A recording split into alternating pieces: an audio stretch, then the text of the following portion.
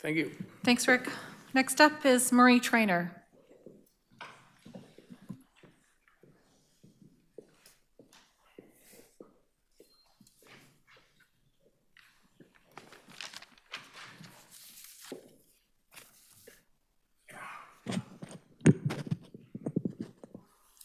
Madam Mayor and Council, will you please think about what the impact to Haldimand County residents now and all future generations will be facing if you 6 vote against the public and put 40,000 people next to Stelco, Imperial Oil, an asphalt plant, Air Products, and a potential hydrogen plant, and a soil regeneration operation.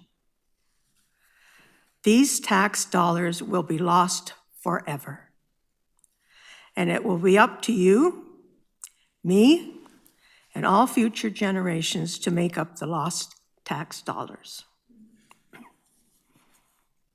The complaints from the new 40,000 people who buy those houses will be too much, and these industries will be forced out and take their tax dollars with them. Then we, the remaining taxpayers of Haldimand County, will have to pay more to make up for industry's share of the pie. No one wants to live near industry. Not only will the loss of these employers cost jobs directly, but also there are a multitude of local trucking, heavy equipment, and construction businesses that have thrived supporting our local industry. The detrimental impact on the employees alone should be enough to make you vote against the MZO.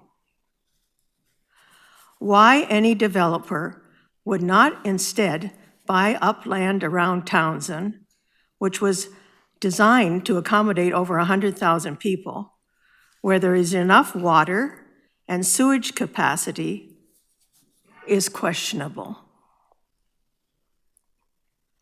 This proposal is illogical. It makes no sense. Why would any developer want to destroy Haldimand County? For what reason would council want to destroy the county they call home? This is a disaster waiting to happen. Please listen to the residents of Haldimand and keep Haldimand County a good place to live for future generations. Don't make them wonder why in the world would anyone put up roadblocks to businesses in their own community and vote to chase tax-paying industry away. This proposal to put 40,000 people next to an industrial employment area is 100% totally inappropriate. Marie Trainer, Hagersville. Thank you, Marie. Are there any questions for Marie? Councillor Sherton? Marie, thanks for being here tonight. So I love your passion. So you're going to say what you just said is all facts, or that's your perception? From what I've been reading and listening to the Stelco presentations, and especially from the union when they spoke here the other day, they were very passionate that they did not want to lose their jobs. And it would not only affect the jobs out here at Lake Erie, but it would affect the people in Hamilton too, those employees.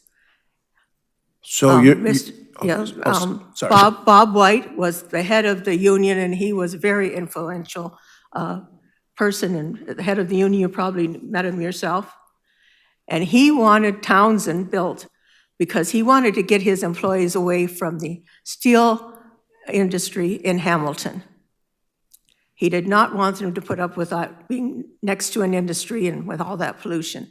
So he wanted, it was his idea to build Townsend for the people, so his employees would have a safe place to be. And put the industry, he wanted that too. He wanted the industry out in Nanticoke, away from everyone, so nobody could complain and nobody would have a problem with the industry. He wanted to save Stelco and he wanted to save his people. Okay, so my next question is, are you aware that Haldimand County has tried to buy lands that the province owns in Townsend to develop a retirement home and other parts for housing, and we've been turned down? Are you aware of that? Yeah, I'm certainly aware of that So because I was part what's of the that. reason for that? I was a part of, Toby and I went and hand in hand trying to acquire that land for the retirement home. And the reason was that Premier Wynne at the time was not for expanding any hamlets, any cities, any town. She believed that we should be infilling, fill up the areas that we have already in the towns and cities, and build up and keep things close together and not go into more farmland and making hamlets and that larger than they already were. So it was a sad situation, but I would think maybe now that can happen. Now we're going the opposite way. Okay, so my last question is, you're convinced that if this development, MZO, got approved, and that's a big if, Pardon? the MZO, even if it gets approved, is only the starting of what has to happen for all the planning and stuff. But my question is, you're convinced that Stelco and all those industry are gonna move? The union is afraid of that. That could happen. Okay, so- If they put 40,000 people next to an industry, they're already, the asphalt plant is already getting complaints from the neighbors that are close. And the South Walpole School, the parents complained so much that they didn't like the pollution that was already there, so they tore the school down for them. Okay, so And my the other kids next, go to other schools that are farther away. So now you want to put people right beside an industry, dirty industry? I Okay. mean, they're working at cleaning it up. But So you- listen to the union and the employees. All those employees are going to lose their jobs. okay, so. I mean, you worked there. You should know. I never worked there. Well, you worked in the area. Yes, but here's my next question. I represent Ward 5. Lowbanks has one of the biggest areas per capita for cancer. And it's all because of the way the wind patterns are flowing southwest. From the industries? Yes. Now, are you aware all these houses are going west of Stelco? Are you aware of that? Yes, I am. And so you think the winds are gonna blow to the east? It does quite often at my place. Okay. And I get it mostly in the west, but it does grow east quite often. You can't control nature. You can try, but it doesn't work. Okay, Councillor Patterson? Thanks, Mayor Bentley, and thanks, Marie, for being here and taking the time. Thank you, Stu. I know yourself and former MPP Toby and others were very influential in helping Councillor Stam in the last election. And now you have the desire to carry on, which is great. You know, good for you, because we need this seat filled because Ward 4 is not being represented. I feel kind of strange asking this question because really the question goes to Toby, but I think procedurally I can't ask that because he's not on the list. So I'll kind of ask it this way, that you just give me an opinion.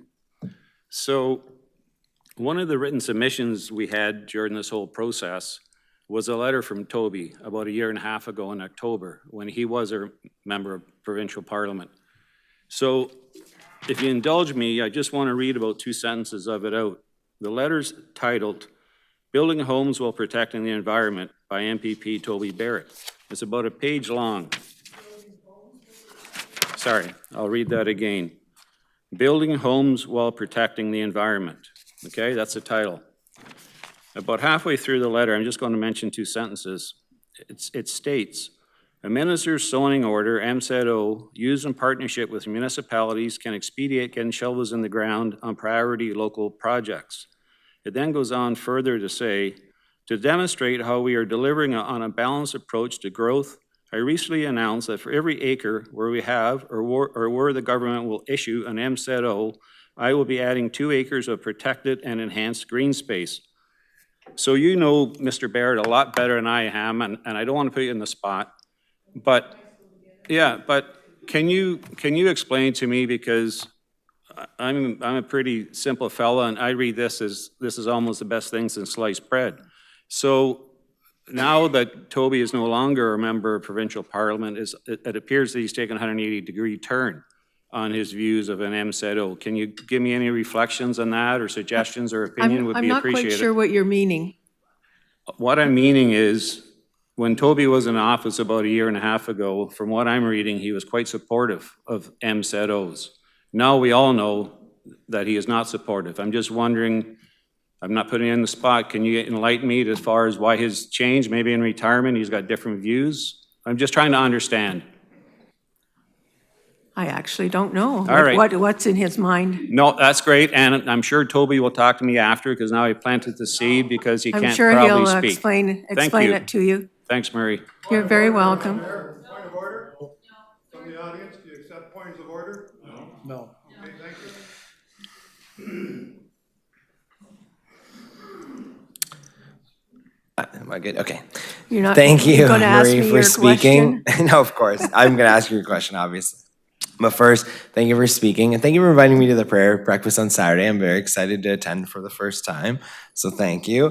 You're But if- welcome. I am going to ask, of I'm course. pleased that all of council is coming. That's wonderful. Before I ask my question that you're all expecting, I just want to get more clarification, Rob, just to follow up on what you said. And I know this isn't maybe something that on the municipal level we can speak to, but is the land for Townsend for sale? Does anyone have, and if no one knows, because we're not at the provincial level, I understand, but if anyone can speak I to thought that. it was always for sale. Okay, that's fine. Just Well, wanted- 'cause hopefully for I just- industry. The suggestion of going to Townsend as opposed to Nanticoke has been mentioned a few times, so I just didn't know if that was for sale. That was my big question. And then, of course, Marie, are you in support of or a member of the Citizens of Haldimand County for Responsible Development? I've read a few things in the paper, but I'm certainly not a member. Okay, thank you. You're welcome. Thank you, Marie. I don't think That's- that question was answered about the lands being. Oh, I'm sorry. Thank you. Through you, Madam Mayor, I did shake you off, Counselor, but just to give a verbal for all those that are watching or in attendance, we're not aware of those lands being for sale. Thank you, Marie. You're very welcome. Thank you for listening to me.